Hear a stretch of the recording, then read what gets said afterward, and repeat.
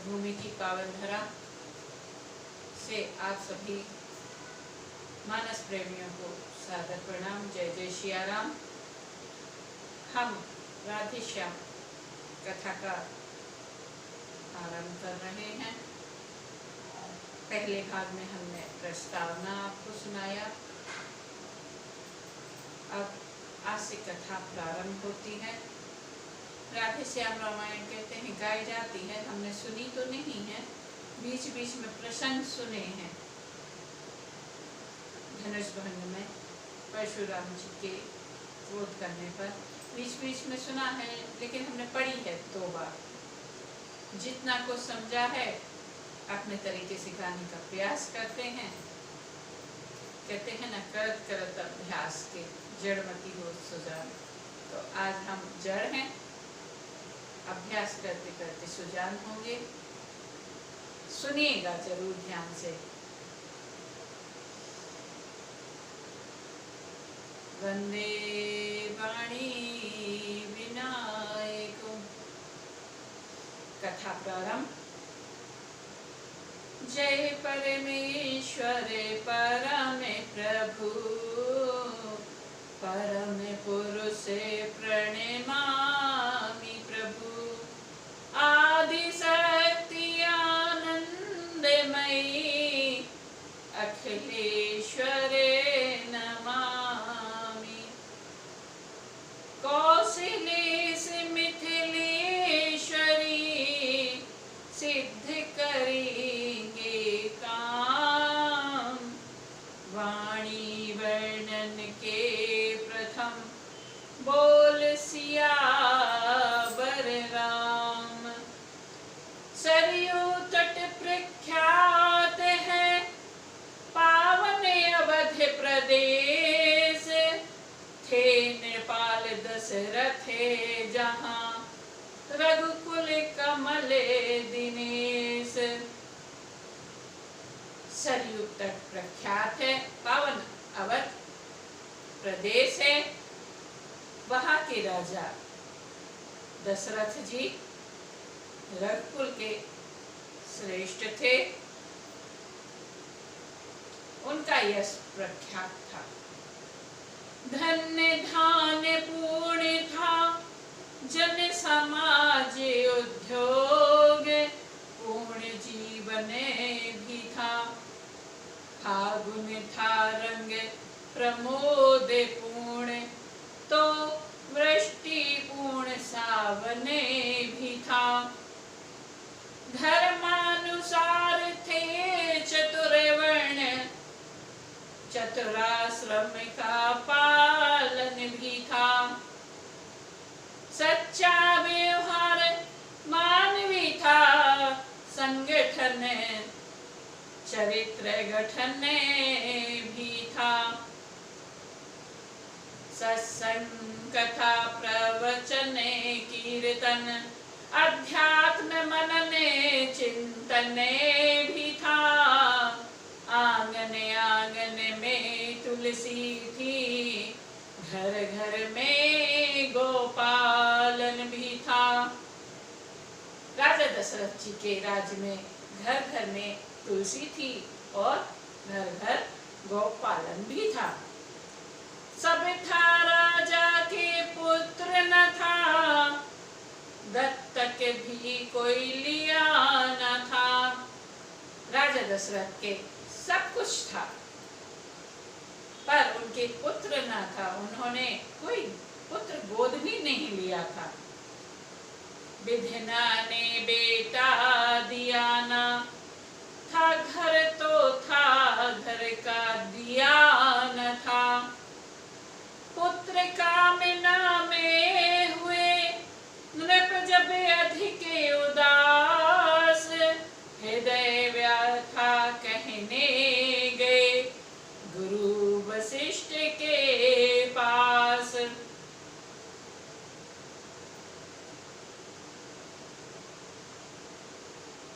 महाराज दशरथ जब दुखी हुए तो उनको अपने गुरु की याद आई और वह पुत्र प्राप्ति की कामना को हृदय में रखकर अपने गुरु वशिष्ठ जी के पास गए।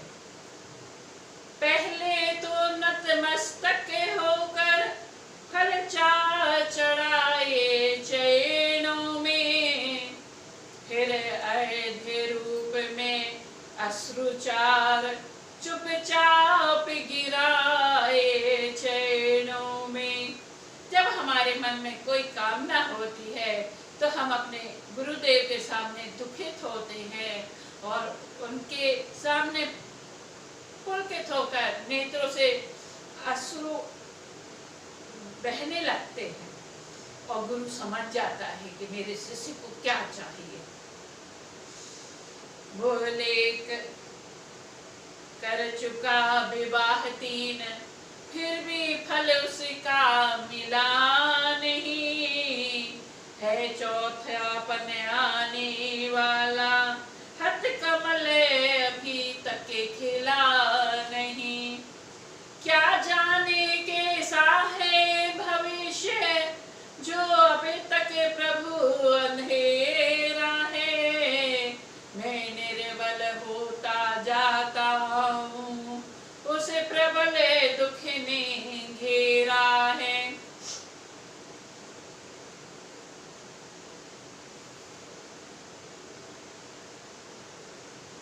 हे गुरुदेव, न जाने मेरा कैसा भविष्य है, अब तक प्रभु अंधेरा है, मेरे जीवन में कुल दीपक नहीं है, मैं निर्बल होता जा रहा हूँ,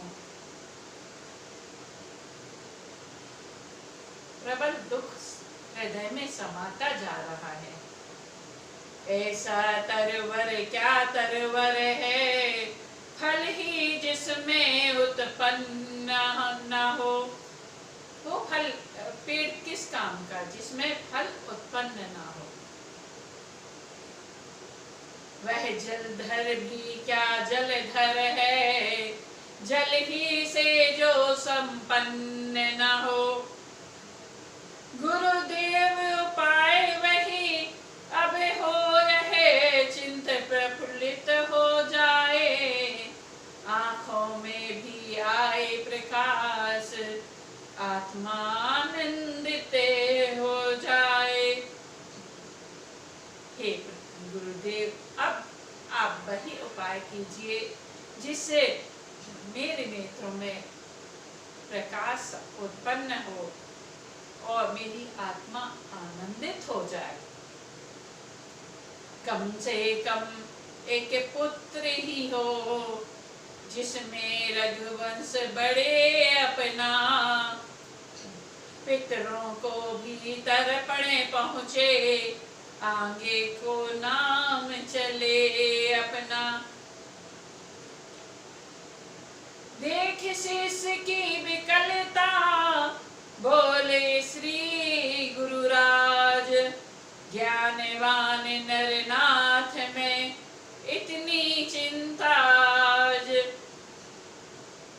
शिष्य की विकलता को देखकर गुरुवा कहते हैं, ज्ञानवान मेरे शिष्य में आज इतनी चिंता उत्पन्न हो रही है।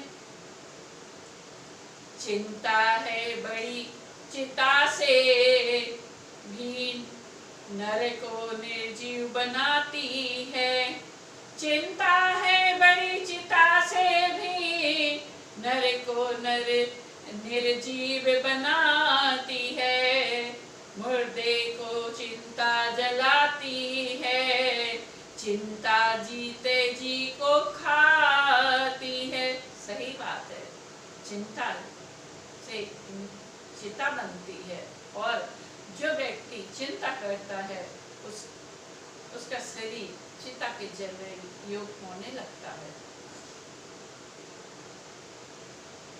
हो जाए कुपुत्र कहीं तो वह ग्रह को शमशान बनाता है, राजेंद्र व्यर्थ है जय विचार, बेटा कब वंश चलाता है। अब तक सब महान भावों ने अपना यश आप कमाया है, क्या ध्रुव प्रहलाद आदि का पुत्रों ने ना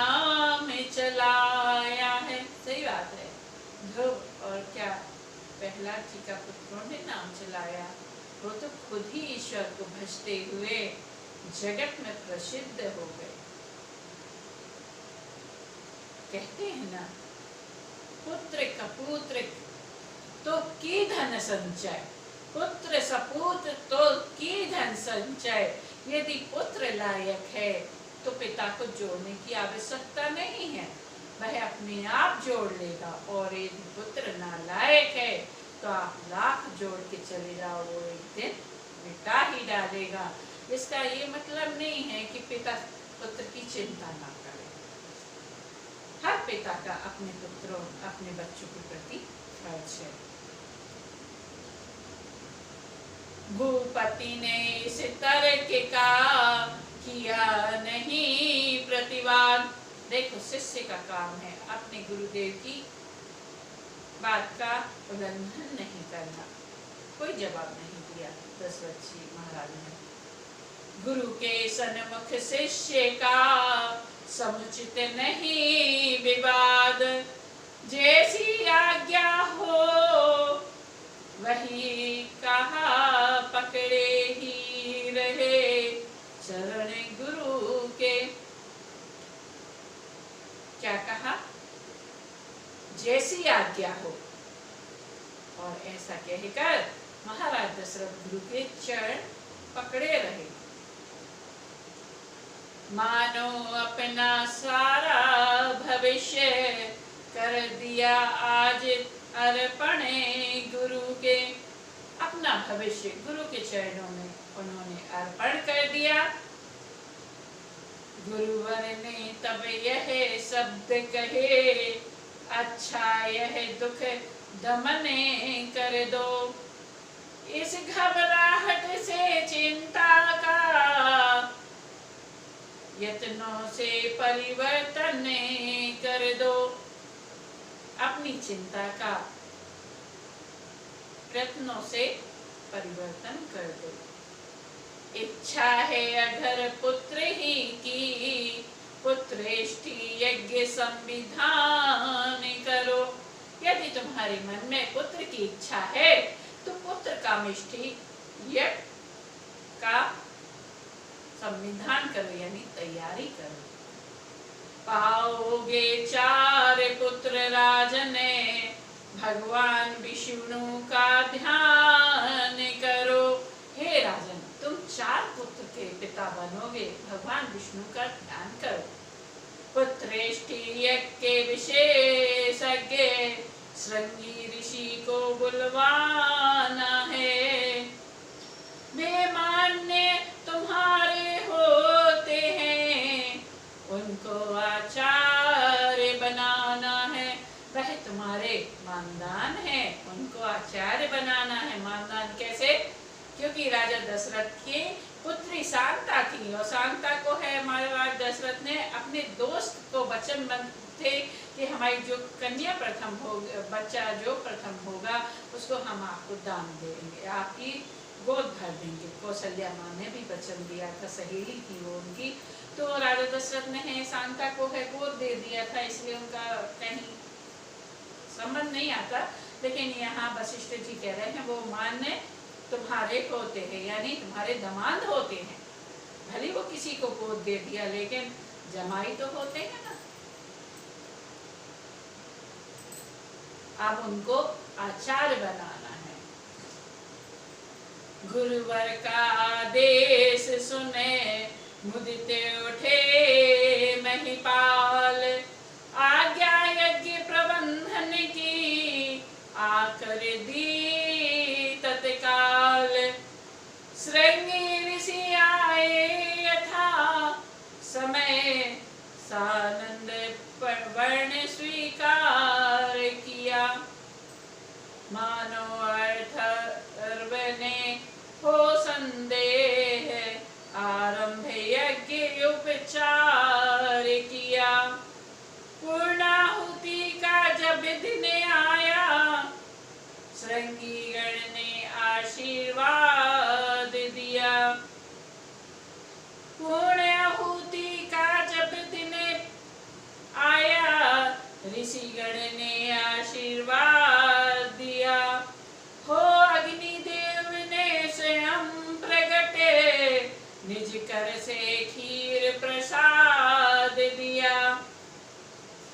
अग्निदेव ने स्वयं प्रकट होकर अपने निज हाथों से खीर का प्रसाद दिया। बोले, मेरे द्वारा पायस चतुरानन ने भिजवाया है। यज्ञेश्वर विष्णु चतुर्भुज का प्रस्थान रूप आया है। अब लोक अलौकिक चमत्कार दशरथ को परमानंद हुआ। गुरु भक्ति दुचंद बड़ी मन में, प्राणों में सुख चौचंद हुआ। पूर्ण हो गया यज्ञ जब इस प्रकार साहलाद, राजा महलों को चले लेकर हव्य प्रसाद। पटरानी कौशल्या को जाते ही आधा भाग दिया, उसके आधा के कई को फिर वही सहित अनुराग दिया। शेषांग हुआ आधा आधा, जिसको की ले लिया दोनों ने। जो शेष आधा भाग बचा था उसका दशरथ जी ने फिर एक एक भाग बनाया और माता कौशल्या और कैकेयी के हाथों में दिया, क्योंकि राजा की दो ही विवाह का पत्नी थी। सुमित्रा तो उनके दोस्त की पत्नी थी।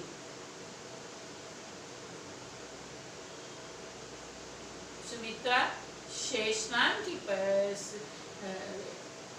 पाताल लोक की रानी थी, से नागराज की रानी थी।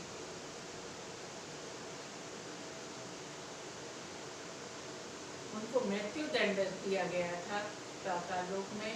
तो राजा दशरथ ने कहा था कि नहीं, अपराध किया है तो इसका दंड नहीं, लेकिन सुमित्रा जी के पति ने कहा था हमारे लोक में तो यही है, जो अपराध करता है उसको दंड मिलता है। तो राजा दशरथ सुमित्रा को अपने साथ ले आए थे और विवाह नहीं किया था, इसलिए यहाँ गुप्त रूप में प्रकट किया गया है। शेष हुआ आधा आधा, जिसको की ले लिया दोनों ने। तीसरी सुमित्रा रानी को सानंद दिया दोनों ने। सुमित्रा रानी को कैकेयी और कौशल्या जी ने प्रेम पूर्वक वो भाग दिया है। जब राजा दशरथ कौशल्या माता को और अपनी धर्म पत्नी कौशल्या को कैकेयी को दे सकते तो सुमित्रा को भी दे सकते थे ना। यहाँ फिर कैकेयी और कौशल्या माँ ने क्यों दिया, ये मानस बहुत रहस्य व्यक्त करती है।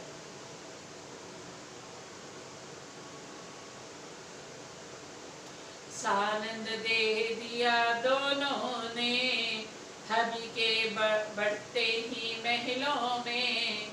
लोकोत्तर एक प्रकार से हुआ, जहाँ जगत का पिता स्वयं पुत्र बन के आ रहा हो, उसमें घर की शोभा का तो वर्णन ही क्या कहना।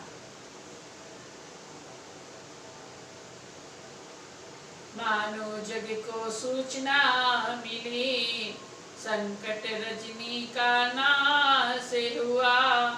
प्रगटा वह तेज रानियों में, जो नेत्र ज्योति का दाता है।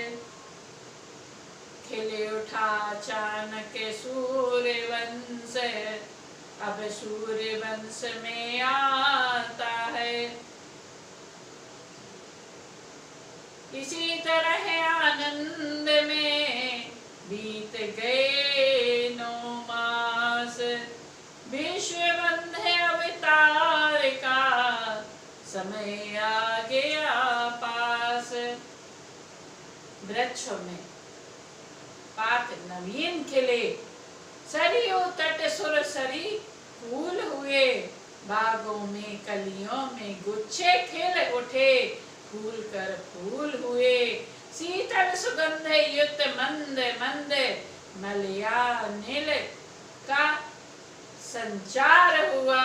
त्रिभुवनपति के स्वागत को जग ऋतुपति होकर तैयार हुआ। उपहार सजाती थी पृथ्वी, बालियां खेत में ला ला कर। ग्रह चक्र अवध पे वारी था, लंका पर चक्कर खा खा कर। छा गए विमानों पर सुरगण, नभ से जय जयकार सुनाते थे। वह चैत्र शुक्ल नवमी का दिन अब भी त्योहार हमारा है। साकेत धाम का दिव्य तेज लेकर अवतार पधारा है। मंडलेश्वर योग था अब जित समय ललाम, कौशल्या के धाम में प्रगटे शोभा धाम।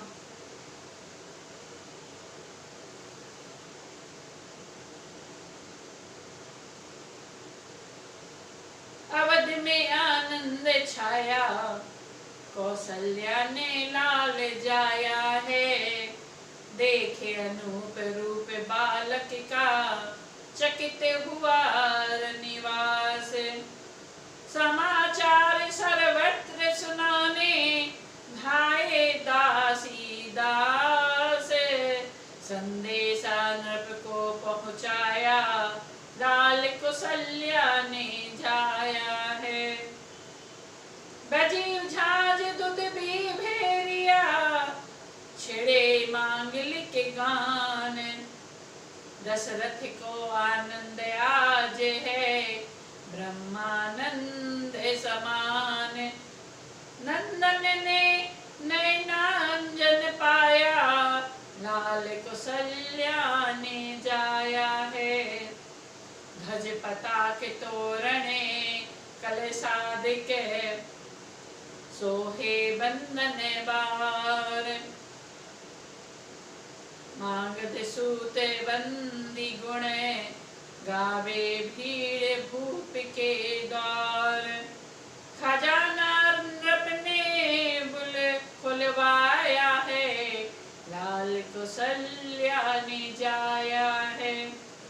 सुमन वृष्टि करते थे सुरगण, कह जय जगदाधार। निराकार निर्लेप निरंजन, हुआ सगुणे साकार।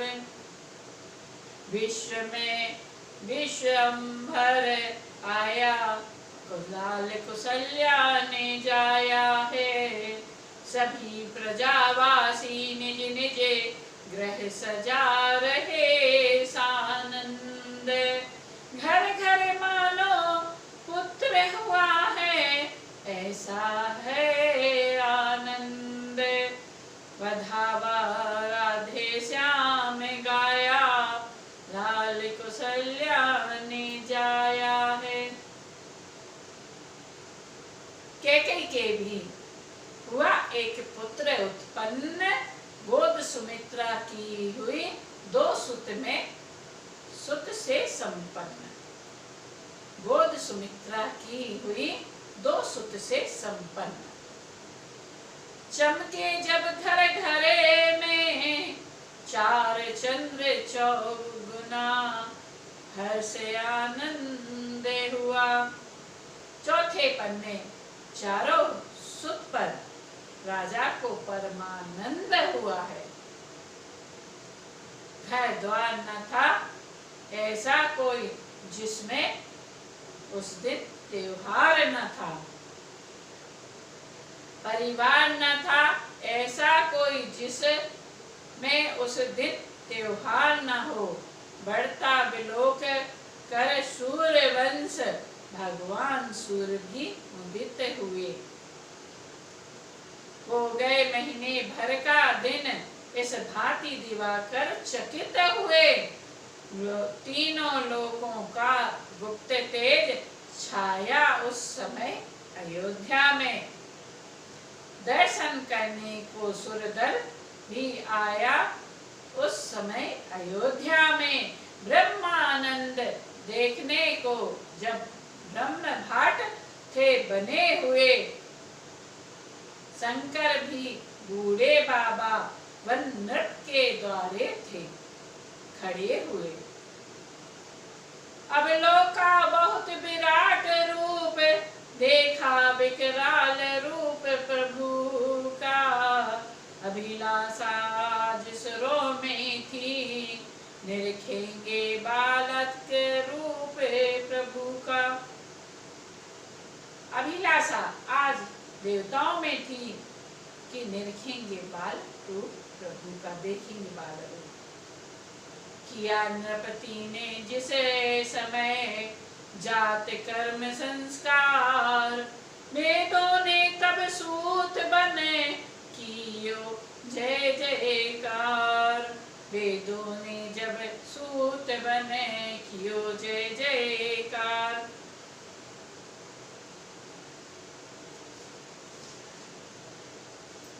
गजरथ भूमि तुरंग पट, धन भूषण गोदान। दिए नेगियों के लिए नृप ने करे सम्मान। दिन पर दिन मान बढ़ाने को जब दिन करे का विस्तार हुआ, तब वशिष्ठ द्वारा एक दिवस यू नामांकरण संस्कार हुआ। ग्रह काल योगित थी लगन मगन, ग्रह काल योगित थी जन्म लगन। सब मैंने बात विचारी है, इनके प्रिय नाम अनंत नृपति, यह सुत तेरे अवतारी हैं। हे दशरथ, तुम्हारे पुत्र के नाम तो अनंत हैं, क्योंकि ये सुत अवतारी हैं। जो नित्य सुखदायक सुख राशि, सुख सागर सुख प्रद सुख कर है, उस कौशल्या के नंदन का श्री राम नाम ही सुंदर है। के कई सुत है विश्व भरण, रखता हूँ भरत उसका नाम। जग को सुमार्ग दिखलाएगा, उत्तम आदर्श काम उसका। दो सुत है मात सुमित्रा के, शत्रुघ्न द्वितीय कहलाएगा। शुभ लक्षण धाम प्रथम जो है, वह लक्ष्मण ही कहलाएगा। आशीर्वादों की ध्वनि गूंजी, जनता में जय जयकार हुआ। गुरु वशिष्ठ द्वारा इस प्रकार जब नामांकरण संस्कार हुआ। सूर्य गण ने प्रभु को देखे देखे, विकसित निज निज मन कमले किया। शिव ने भी बाल रूप लख कर, जीवन को अपने सफल किया। उस समय शारदा देवी भी सुख से फूली न समाती थी। जिस समय इच्छाएं नारी बने, प्रभु को पालना झुलाती थी।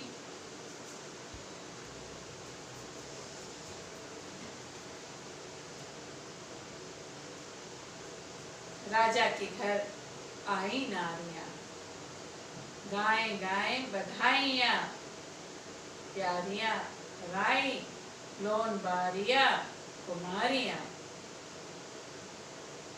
डाली रंगीन रेशमी डोरियां, सारी पलना झुलावे गोरियां। मीठी मीठी लोरियां हिलोरियां, राजा के घर। धीमी धीमी चाल से धीरे धीरे लाड से दुलार से गावे लोरियां। लोई करे बल बल राधे सानिया, राजा के घर आई नारियां।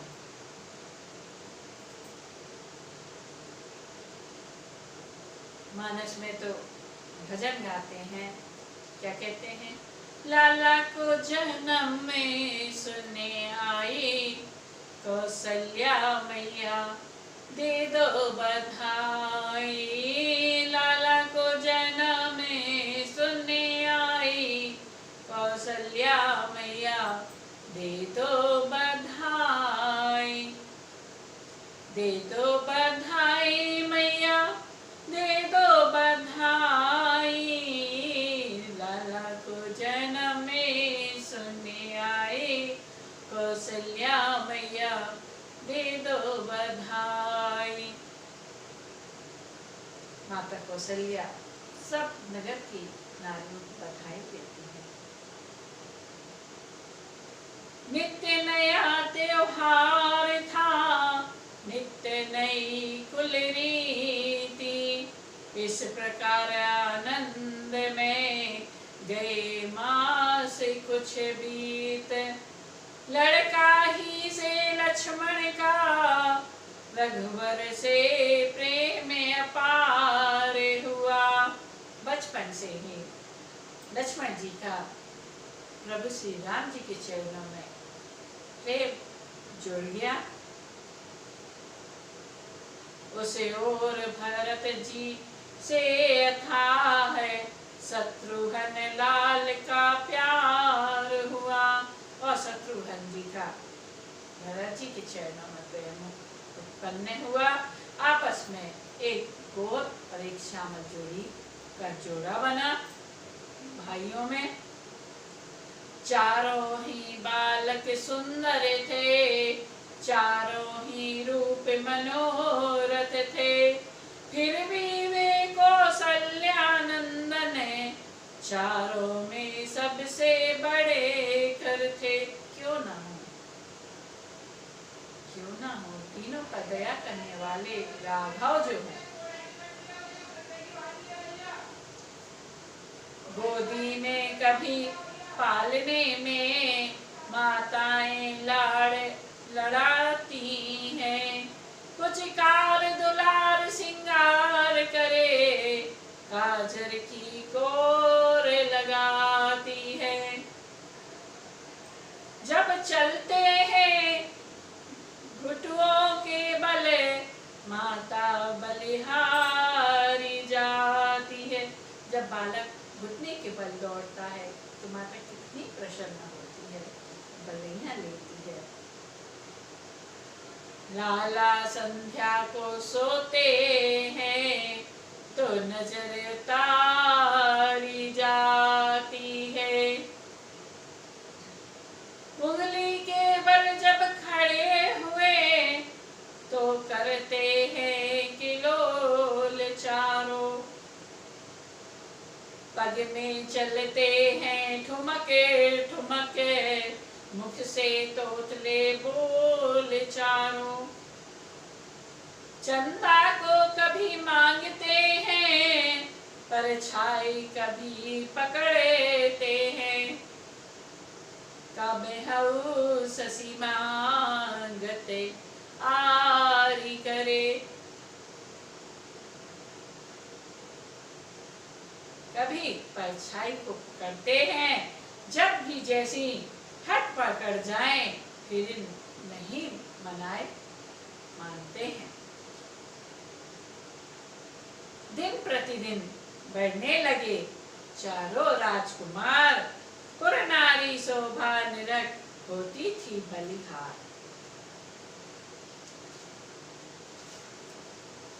कहती थी सब परस्पर देखो तो यह रूप, नख सिख सुंदरता भरे कैसे सुघड़े अनूप। तल में उंगली एड़ी रेखा, बलिहारी पंजों पैरों की, तारे से उजियारे प्यारे नख तो निरखो चित चोरों के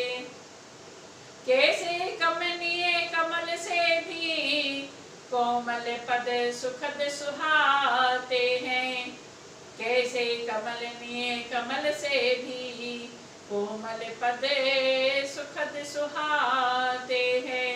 जिनकी गति देख देख सजनी केसरी मराल लजाते हैं। फिर देखो तो उन पैरों में क्या मृदुल पाउटे बाज रहे। फिर उनके पैरों में कितने सुंदर पैरों के बाजे बाज रहे हैं। मानो शोभा के रक्षक बने दो द्वार पालिए गाज रहे।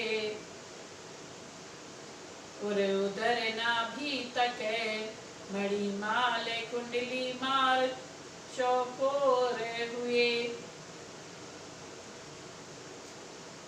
बहिनाओं से उधर त्रिवेणी तट वक्षस्थल अतिशय प्यारे है।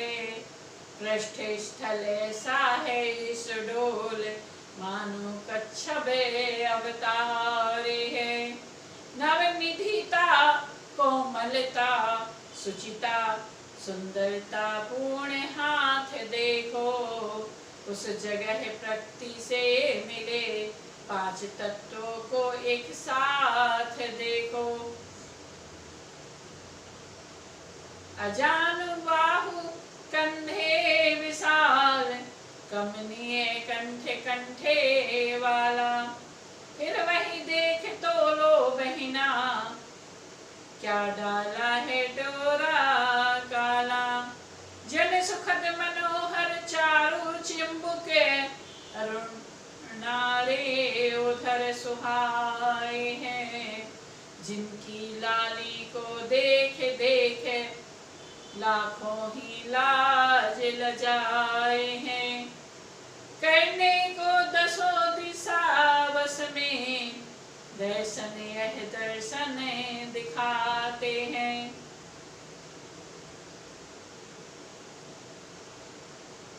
दाढ़ी में हीरा गणे तारा गणे जिनकी छवि देख लजाते हैं।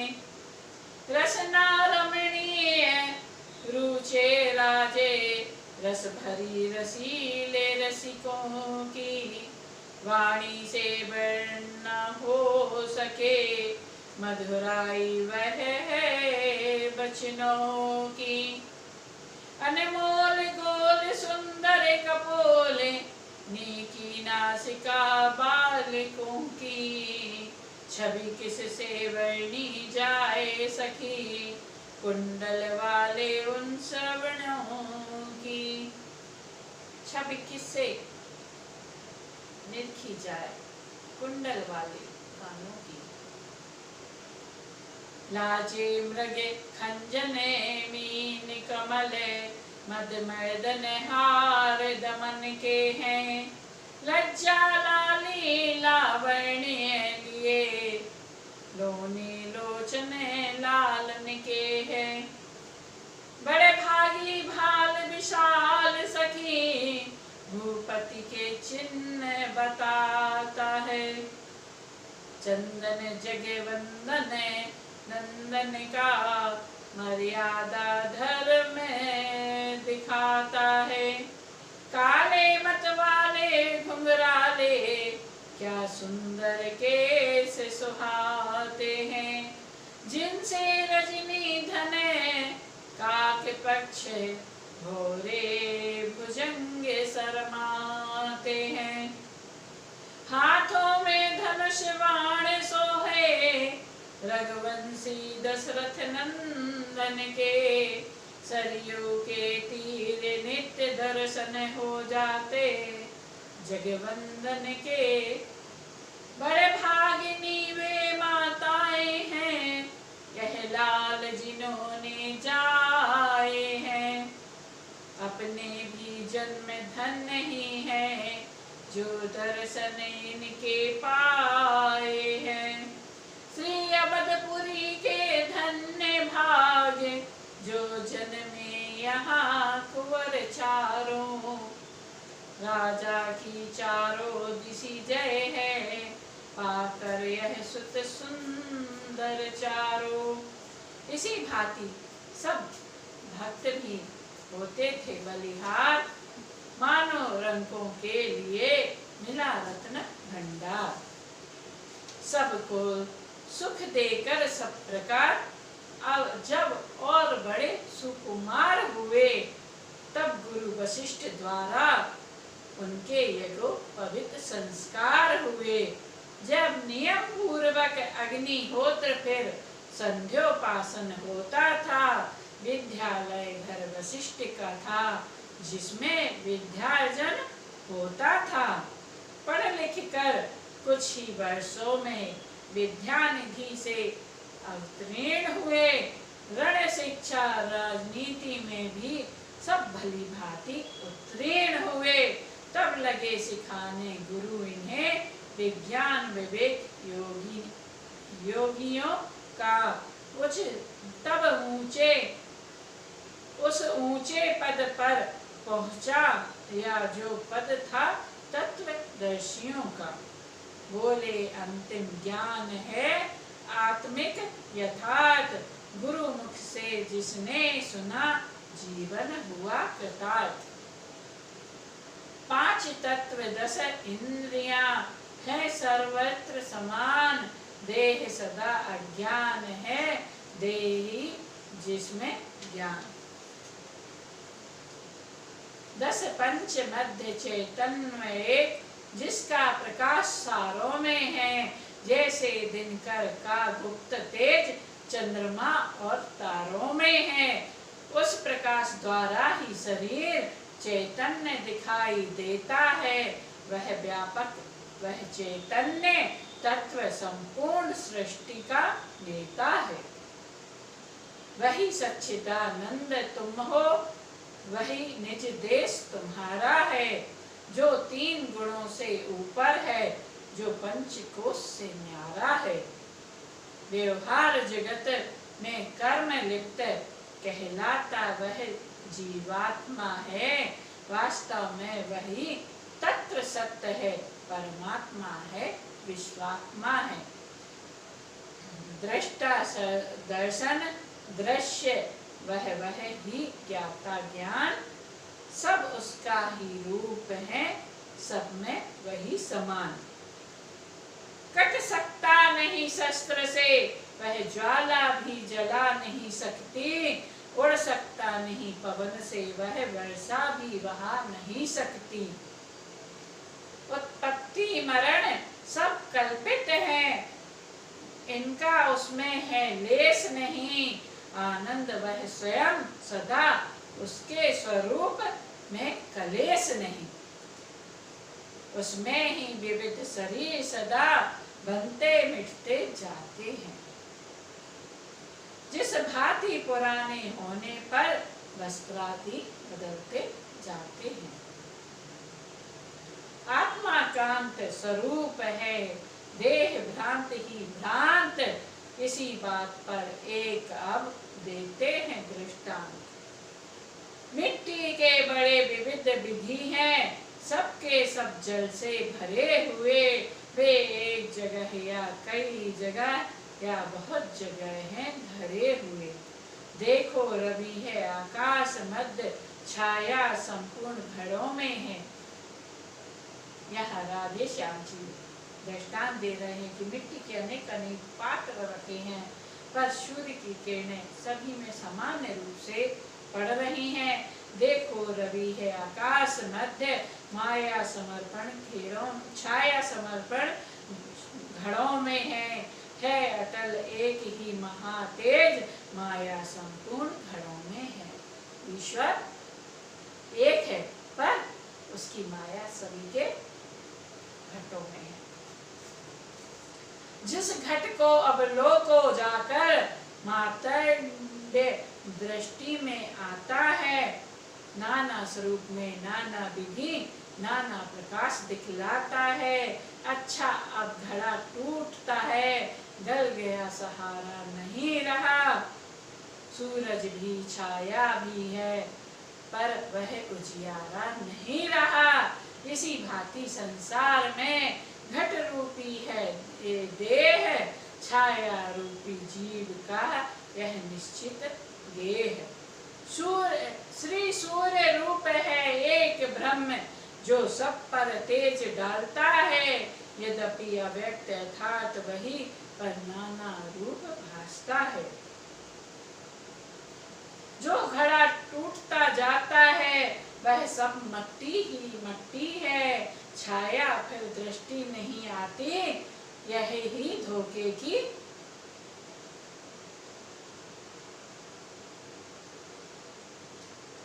टट्टी है। वास्तव में सूर्य देव भी है, छाया भी कहीं नहीं जाती, ऐसे ही ब्रह्म एक रस है, माया भी कहीं नहीं जाती। छाया का आना जन्म हुआ, जाना मरना कहलाता है। सोचो तो जन्म ना मरण कहीं, सब स्वप्न दृष्टि में आता है।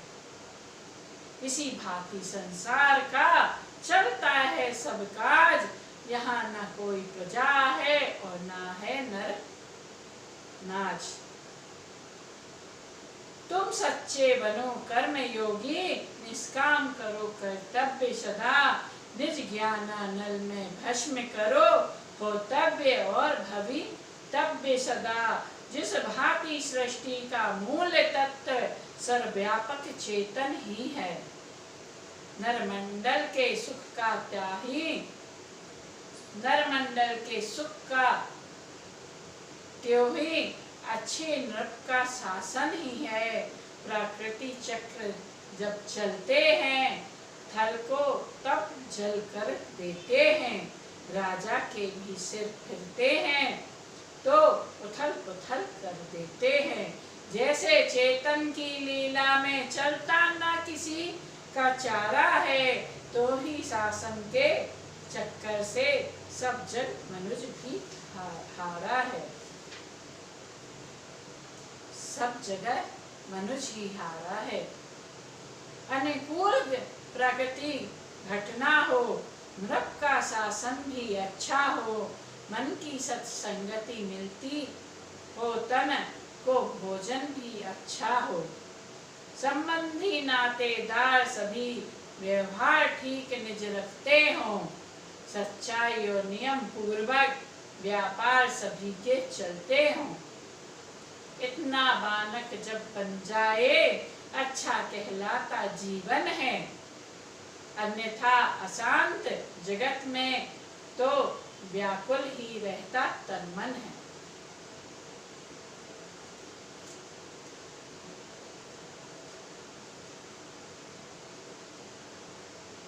तुम राजा के कुंवर हो, रखना कुल की लाज, जब वह अवसर आए तो करना अच्छा राज। ईश्वर सा ईश्वर ही रखना है अवनीश, इसलिए तो नृपति भी कहलाता है ईश। जग में आते रहेंगे सदा शोक या हर्ष, बात बात में यहाँ पर होता नित संघर्ष। ऐसे संग्राम अखाड़े में वे पहलवान लड़ सकते हैं, जो समय समझ चढ़ सकते हैं।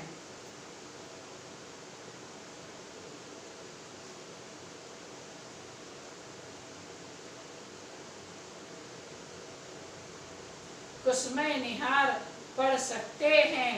इस सब घटनाओं में रहकर मस्तिष्क हृदय भी ठीक रहे, शारीरिक तथा मानसिक सब अवयव आशय भी ठीक रहे, तब हो सकता है महाकार्य, तब कर्म वीर कहलाओगे। जब उसके पहले ज्ञानवान गंभीर धीर बन जाओगे। ऐसा बनने का मार्ग यही निष्काम हृदय करना होगा, परिहित कर्तव्य लक्ष्य रखकर निज स्वार्थ स्वल्प रखना होगा।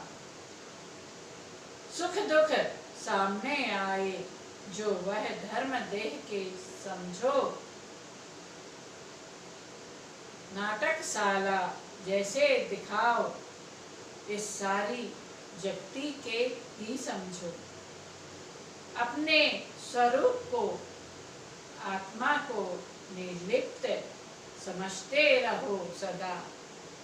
वह अमर और अविनाशी है, यह दृष्टा रखवे रहो सदा।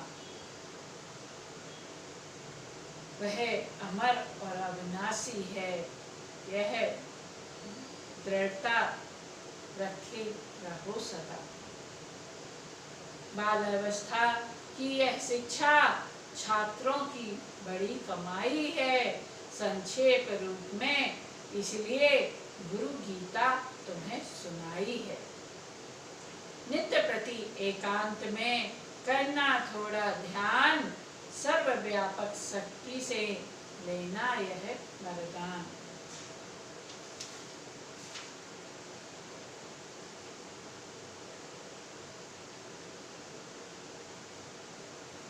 यहाँ राधे श्याम जी गाते हैं, ना किसी से बैर विरोध हो, ना कहीं कभी भी प्रेम प्रमाद हो।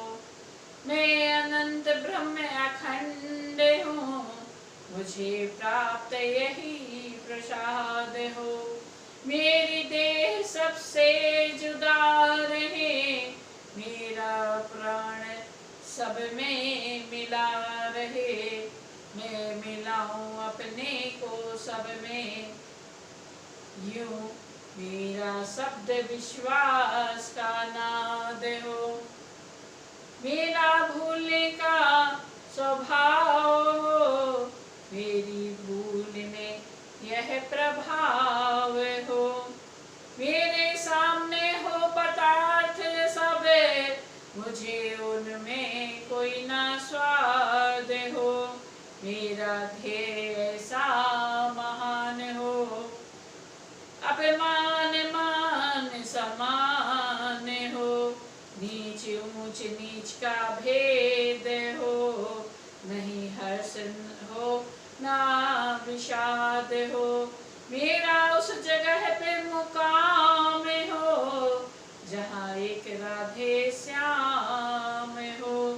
जहाँ नित्य नया आनंद हो, जहाँ नित्य नया आह्लाद हो। इस प्रकार जब हो चुका शिक्षण और सुधार, राजकाज करने लगे चारों राजकुमार। घोड़ों पर चढ़ रघुवंशी बाहर जिस समय निकलते थे, उस समय झुंड के झुंड लोग दर्शन करने के लिए उमड़ते थे। इस ओर अयोध्या के वासी वह सुंदर रूप फेरते थे, उस ओर विमानों पर बैठे सुरगण इस भांति टेरते थे। अयोध्या में प्रकट है राम, भक्त जनों के पूरे होंगे अब तो सारे काम। घोड़ा रूप जगत यह सारा शासन रूप लगाम। धर्म सवार थका तो प्रभु ने यह लगाम ली थाम। न्याय और अन्याय मध्य जब छिड़ा घोर संग्राम, आप न्यायकारी तब आए करने उसे तमाम। पाप रूप रजनी का जब हो चुका तीसरा याम, सूर्यवंश में शूर सरीख उदित हुए सुखदाम। बंधे हुए थे कमलों के मुख जब आई थी शाम, प्रातः काल होते ही वे फिर बिकसे राधे श्याम। यहाँ पहला भाग का विश्राम होता है। कल की कथा को हम क्रम में लेंगे। तब तक की जय जय श्री राम। बार बार बरमानो हरसि देव श्री रंग, पद सरोजन पायनी भगति सदा सत्संग। कामी नारी प्यारी लगे लोभी जिमिदान, ऐसे ही आप